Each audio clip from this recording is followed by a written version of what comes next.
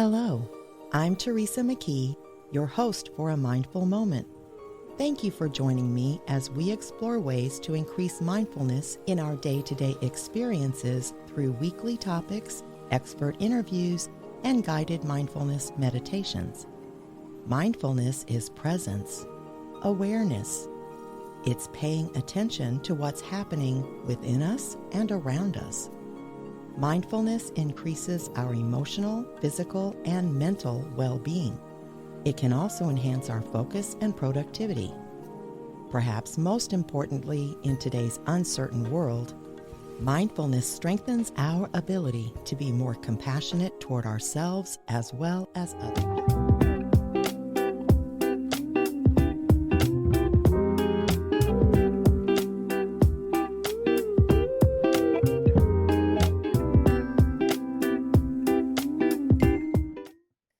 Humble the Poet is a Canadian-born rapper, spoken word artist, poet, best-selling author, and former elementary school teacher. What began as reciting spoken word poetry in coffee shops to impress girls evolved into a creative adventure that has spanned the last 10 years, crossing genres, mediums, and oceans. His first two books, Things Nobody Can Teach Us and Unlearn, have become international bestsellers. Today, we'll talk about his new book, How to Be Loved: Simple Truths for Going Easier on Yourself, Embracing Imperfection, and Loving Your Way to a Better Life. Welcome, Humble. Thank you so much for having me. I'm really looking forward to this. Let's start with what led you to writing and why now a book about love? In general, I think I've always been writing. I think with most artists, it's less about pursuing a passion and more about honoring an obsession. And I think throughout my journey, there was this love of kind of having my mind blown, learning something, having my biases challenged. Being able to say, I was today years old when I learned that, dot, dot, dot. And I think that's always been an exciting idea for me. And I think the writing came from the joy of sharing that and sharing it in the way that I process it. And I've been writing short stories since I was a kid. And then when I became an elementary school teacher, I think I honed in a lot of those skills in terms of how to package information in a simple, digestible manner as I worked with 8-year-olds and 9-year-olds. And from there, I think just taking topics that I found interesting and trying to find ways to package them for other people and realizing that that really allowed me to connect with an audience on a much larger level. I was making music at the same time, and then I realized putting things in black and white text was much more impactful. And throughout my journey, I was kind of, everything I write to myself, and even this new book about love is really a response to recognizing that in my own life, I'm aware that there is a lot of love in and around me, but sometimes I just can't feel it. And through the process of this journey, I realized that a lot of the walls I had put up to protect myself from getting harmed and hurt were really serving as prisons to keep everybody else out. And if I wanted to feel and experience and realize any love, I would have to tear those walls down. I don't think you're alone there. And so I think that's why this book is so needed right now. What's your definition of real love or big L love? Peace. Love is where you it's not getting everything you want, it's not wanting anything. And peace, contentment, being completely okay with where you are. And no spikes in the highs, no spikes in the lows. It's really being present and kind of having what you actually require met. And I think that's when we allow love into our lives. That's the feeling that we get. Well, you don't actually use the word mindful, even in what you just said, anywhere in the book, but all of the main components of mindfulness are there. Oh, completely, yes. Yeah. So one area we focus on quite a bit is self-compassion and self-care because can't really be of service to others if we're not well, right? Yeah. How do you think we can put ourselves first without being selfish? And what's the difference between self care and self love? So I think the great analogy of the airplane, you know, when they say if the oxygen mask drops, make sure you put yours on first before you help anybody else. Um, I think that's because if you pass out, you won't be of any value to anybody else on the plane. So you got to put on your oxygen mask. And I think that's a really important way to take a look at this is, you know, so often we may be people pleasers or martyrs and we put everybody else's needs ahead of ours. And then we're left depleted and we're of no value to ourselves or to anybody else. And so love's to serve, but you have to make sure you are in a capacity to serve. So putting yourself first isn't selfish, it's necessary. Um, Expecting other people to put you first is selfish. Being around people who expect for you to put them first is selfish. So it's really important to establish boundaries, communicate them clearly, stand up for yourself, and do all the important things. In the world of self care versus self love, you know, all of self love will involve self care. Not all self care may be self love. Self love is accepting yourself as you are, and definitely the daily maintenance and care that's required for you to feel good is important. But there's a lot of cosmetic elements to self care and getting facials and doing all of this stuff. And oftentimes that's not just simply done to feel good, that's done to make yourself look good. Um, and that capacity is not always taking care of yourself. I think, self-love also involves some of the not so romantic elements of taking care of yourself. Most of the most important parts of regular maintenance, whether it's with a car or whether it's with a relationship or with yourself, they can't be romanticized. They can't be a bubble bath with candles lit around. Sometimes it's the ugly cry. Sometimes it's the, you know, facing the demons. Sometimes it's having the difficult conversation, and those all qualify as self care. And I think that's really important. Where simply a day at the spa doesn't necessarily mean you're strengthening your relationship with yourself. Oh, I totally agree. Well, speaking of looking at your darker side or demons, you say that we need to sit with our pain to experience love. So I know many people believe that avoiding difficult emotions is the best way to avoid feeling pain. So, can you explain why the pathway to love is sometimes paved with pain, but is necessary? Yeah. So I think we live in a society that really sells us this idea that convenience and easy is good. Even though all our personal growth and evolution came from challenges and pain. And if you go to the gym and you have a workout, if it was an easy workout, it probably really wasn't a good workout. You got to make yourself a little bit uncomfortable. And I think the same applies to life. I think a lot of our mental health challenges actually they don't come from the unpleasant feelings and thoughts. They come from trying to suppress them.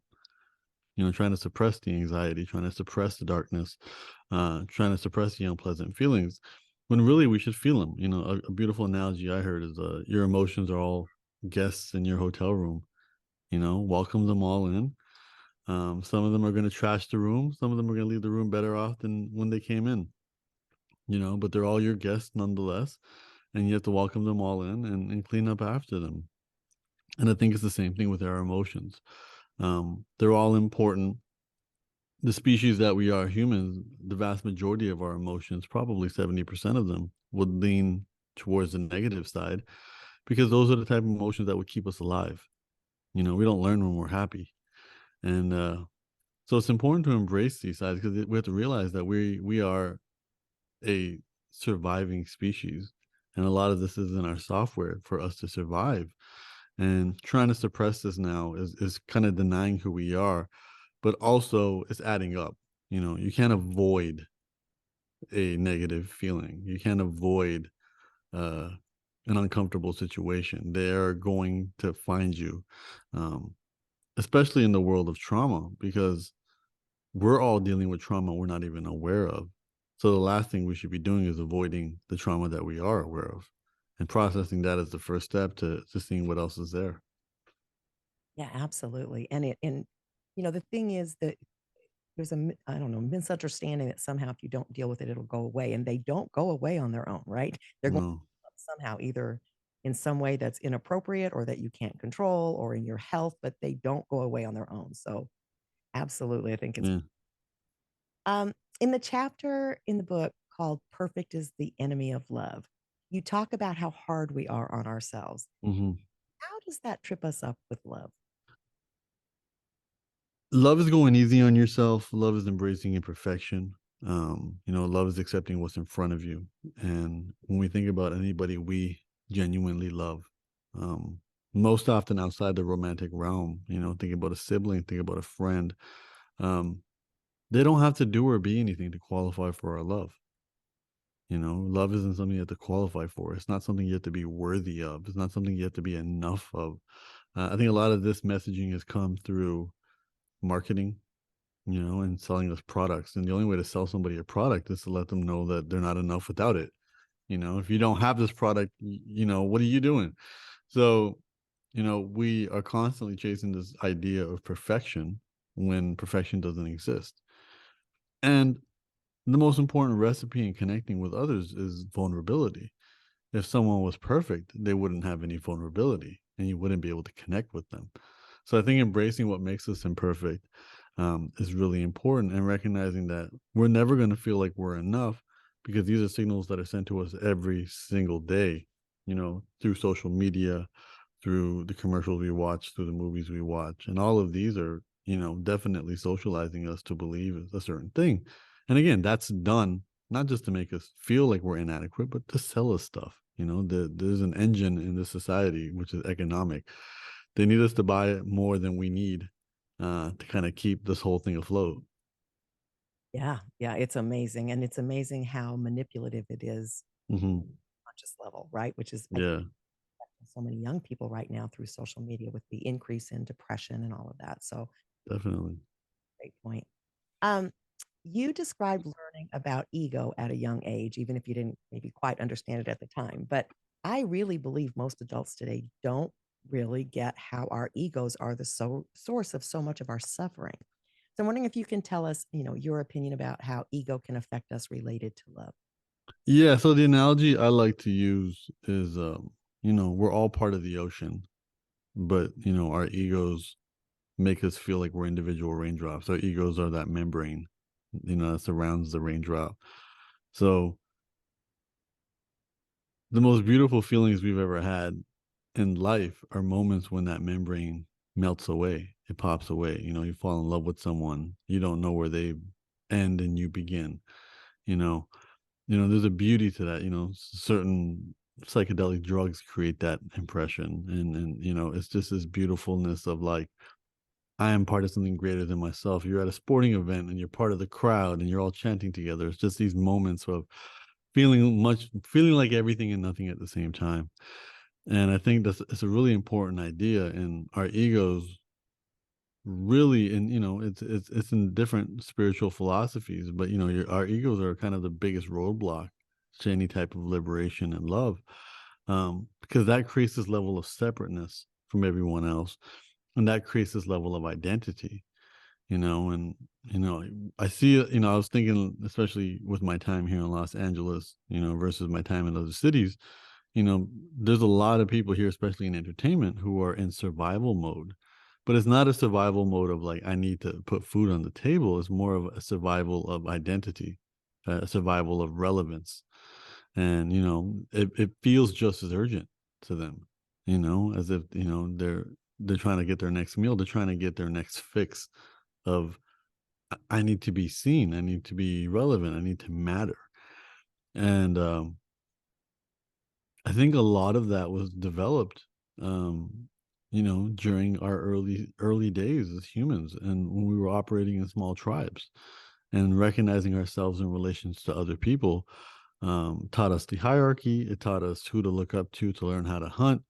Um, it taught us to work as a community, because if we didn't, we would get ostracized. And I think a lot of that software now uh, doesn't hold as much relevance to the modern world that we live in. But I mean, human evolution biological evolution in general is very slow. So even though, a lot of the modern conveniences that we have are no more than 100, 200 years old, it's going to take us hundreds of thousands of years to adjust to this stuff. And it's going to keep getting faster. So I think our egos are one of the culprits in this game, because we continually we continually isolate ourselves and start to believe that we're existing in this universe of one, and not in the best way where we all are one, but instead of where it's like everything is about me. How does the news impact me? I'm not even worried about anybody else around me. And I think that's very isolating, and it's counterproductive to building pathways to love. So I think, what we realize is you got to leave your ego at the door in so many situations, and you're so much better off for that.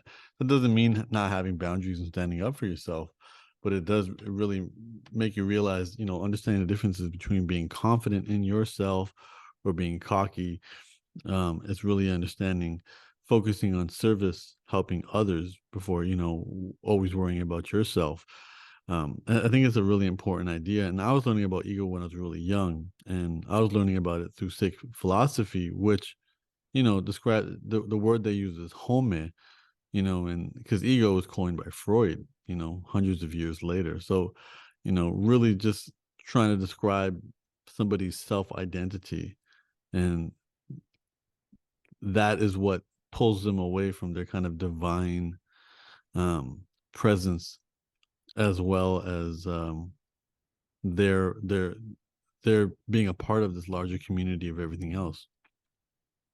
Yeah, it trips us up on every front, but I was particularly interested in sort of the as a barrier, like you said, because if you're really ego based and you're not aware, not self-aware to realize what's happening, then it just sends you down the wrong path because Mm, when you're not being concerned for the other person, in any kind of I don't want to say equal, but you know what I mean? It's not a give and a take. It's too much take maybe, or you also yeah, games people play and like all kinds of things in the book where ego just weaves through there and it messes us up. So yeah, first step is just self-awareness. Like who's talking? Is it really the real you or the ego?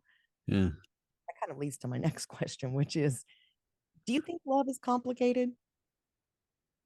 I think love is very simple, but not easy. I don't think it's extremely complicated. As I said, I think love is peace. And I think what we need to do is we need to just establish pathways between ourselves and others to let love flow. I don't think there's a complexity to that. I think modern society is definitely exploiting our desires and our need for love, and providing all these facsimiles of love, attention, affection, status, power, control, um, adoration, influence, all of these things that we all chase in life. Um, and really think that this is going to somehow satiate our desire to realize more love. I think that's where it gets complicated. I think also in the romantic world, the courting process, you meet someone for the first time, you go on a first date. Um, there's very little opportunity to create a pathway of love in that. What you're really trying to do is impress another person to get more time with them. You put a best foot forward. You are a much, you're wearing certain masks in the beginning, but the ultimate goal is to develop a level of comfort with that person where you can be in comfortable clothes watching TV together, you know. But there's a whole song and dance that happens before that, and I think so often that courting process and the social kind of rules and the anthropology around it has us thinking that that's what the difficulties around that make love difficult. And I think it's not, because if you take every other relationship you have that's non-romantic and you think about the love, it's so easy. It flows so well. And it's really about establishing a relationship, even in the romantic space, just establishing a relationship with somebody based on vulnerability and honesty. Um, and the love will flow between you as well. Well, yeah, I have to tell you, yeah, the whole romantic thing is difficult for a lot of people. And you referenced the Disney movies, the older Disney movies, as Mhm. where many of us might have gotten our vision of what love is supposed to look like. Yeah. It really resonated with me. Two things that you talk about: the media influence, and you even refer to grandparents, like how we view our grandparents' relationships. And both of those described me to a T when I was younger. So I'm Mhm. talk about how beliefs for many have been determined by expectations shaped by media or by not understanding perhaps other people's relationships. Yeah, so I think the first thing we have to understand I think the first thing we have to understand is media serves the purpose to entertain. Media is not there to inform. So when you're watching your favorite couple on TV, they're not a sign of what a healthy couple is. They're a sign of an entertaining couple, and most likely it's going to be a cat and mouse relationship. So I reference Ross and Rachel and Friends, and that's a back and forth relationship. Because if it was a happily ever after their first date, there wouldn't be much to watch.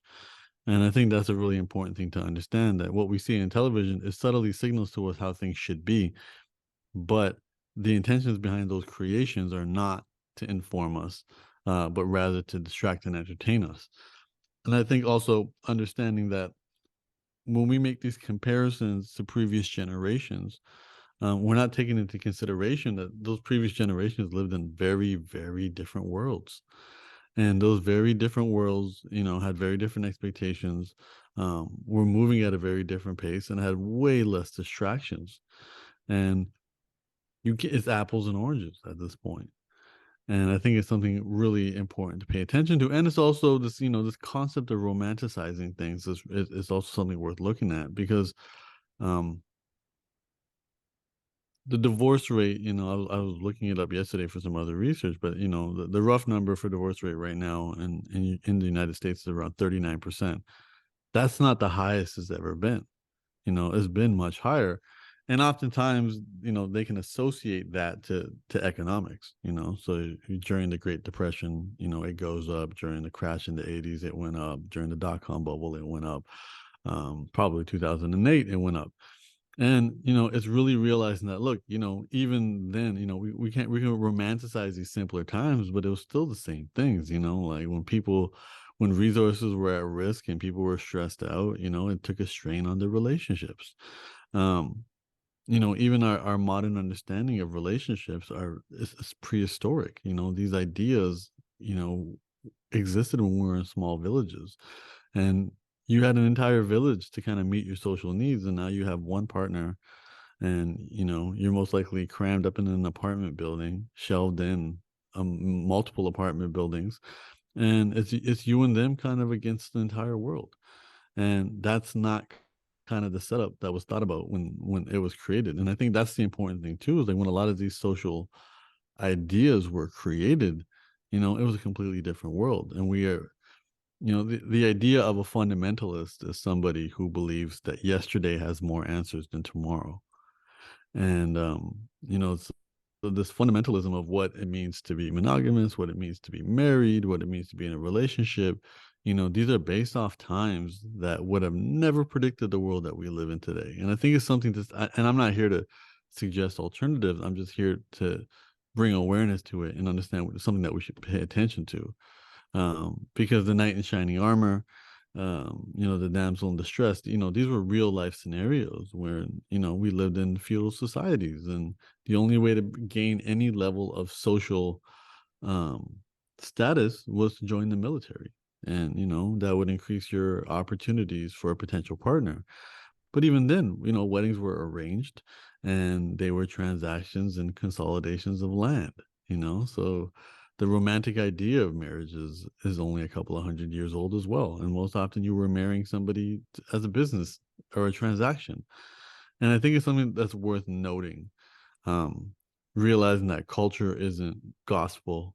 And one of my favorite lines is, tradition is just peer pressure from dead people.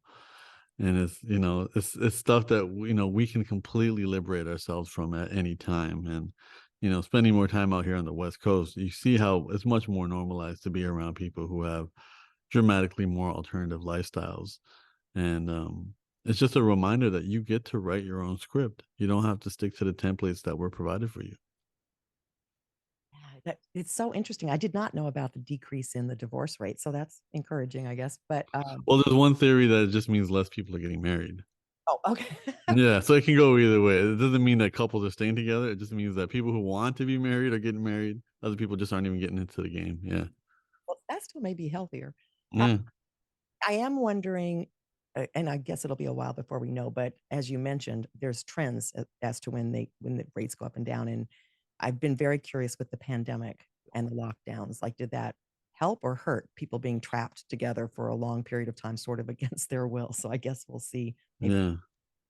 all the statistics, but um, it I think it's fascinating, and I agree with you. I think there's some real problems with the sort of accepted definition of what marriage is supposed to be because everything's changed. And I did use my grandparents as my role model, and they were married like 70 years. And, so it makes us feel when we do that like a failure if things are not going well. And they you described exactly their lifestyle was so different than what we have now. And the pressures, I mean, I don't mean they didn't have pressures, but nothing like this constant bombardment of information and data and misinformation. And I mean, it creates a lot of anxiety, I think.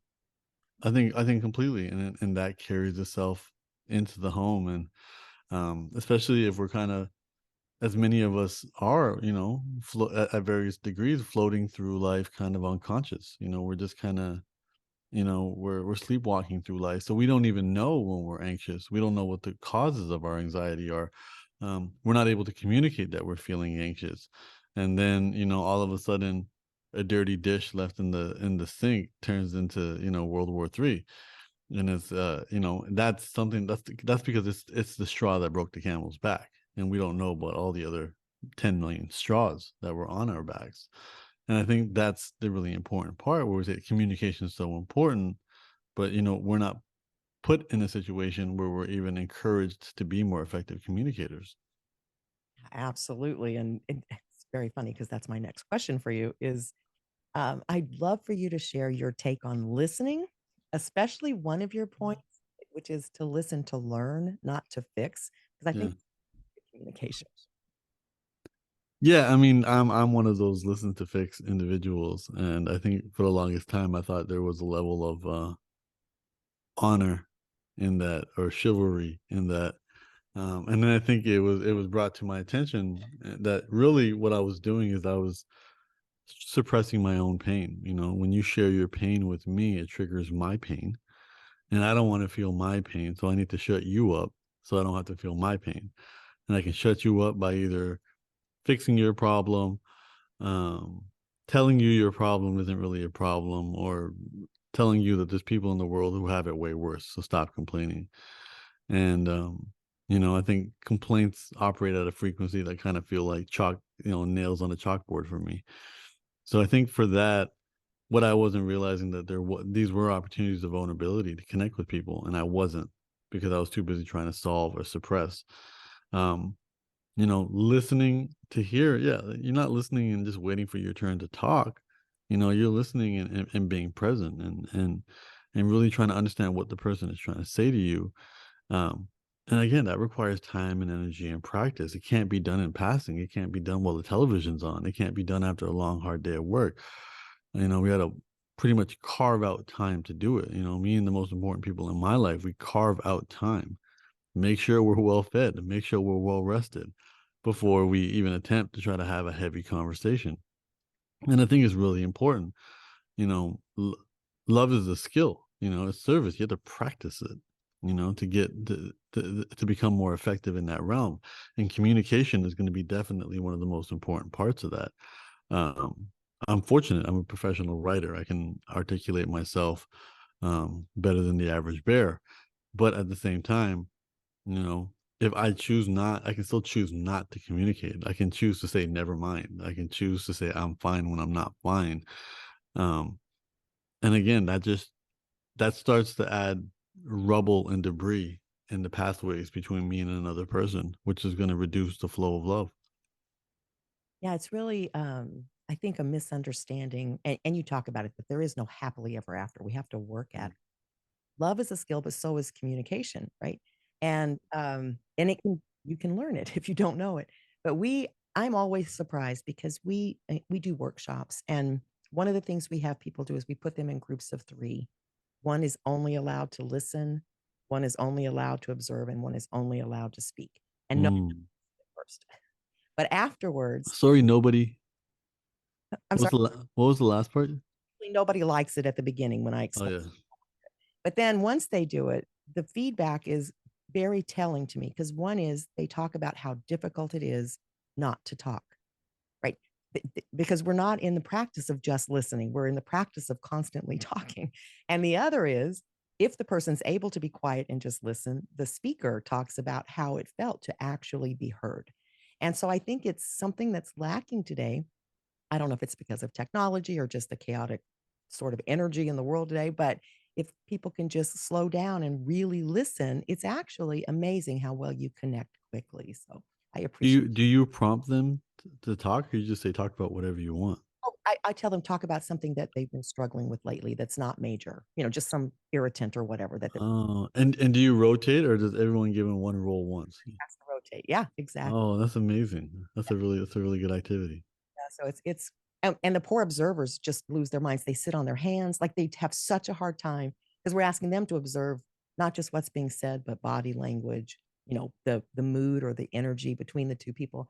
And we just don't do that a lot anymore. So again, I do appreciate that you included that because it's so critical for relationships in general, but I would think certainly for love. So, Yeah. all right, let's see. I want to ask you what you mean when you talk about why we shouldn't fall in love with potential.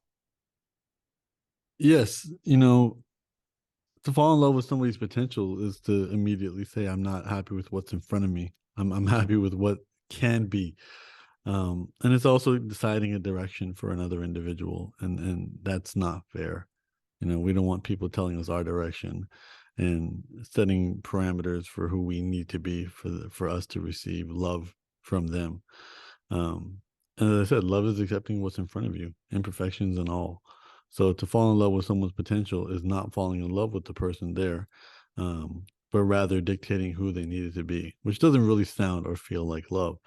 So, and it's also it's this, you're signaling that you somehow know a person inside out, and you know what's best for them, where none of us own a crystal ball. So what I say is, if you want to fall in love with potential, fall in love with your own. Other than that, if for everybody else, you have to accept them as they are, and assume they're never going to change, and be okay with that. Yeah. Oh, I think that's beautiful. And I think it's really common. I know when I was younger, everyone did that. It was like, okay, he's great, except he's going to have to change this, this, and this. It was always like, we somehow know better, right?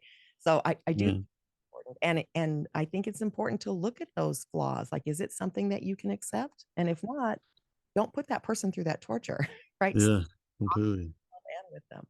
Well, we're coming to an end here, but where can our listeners find more about your work? You can find me at humblethepoet.com, on all social media at Humble the Poet, probably most active on Instagram. And the book, How to Be Loved, is available everywhere books are available. Um, Amazon, Barnes and Noble, on Audible. We have a great audiobook that I read.